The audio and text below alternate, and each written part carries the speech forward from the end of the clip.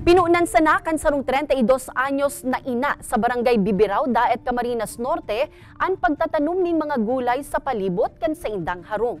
Alagad ngunyan, nagsisirbi na ining kabuhayan kan sa indang pamilya. Mas ginanahan subuot si Arlene sa pagtatanom kan magbali siya sa Oh My Gulay Challenge kan Municipal Agriculture Office kung sa intinauan sindanin libreng banhi asin pinadakul ninda ini sa paagi kan urban gardening. Hasta sa ipinadagos na ini ni Arlene. Kaya sa ngunyan, apwera sa iguana sindang pagkakan, igwapa siyang kabuhayan sa paagi kan pagpapabakal kan sa iyang mga produkto. Suportado man kan Mao Daet ang siring na aktibidad na dakulang tabang subuot sa mga pamilya sa banwaan. Ang sabi ko lang po dun sa mga gustong magtanim, nang subukan niyo po magtanim kahit saang pwedeng pagtaniman tulad po ng mga plastic.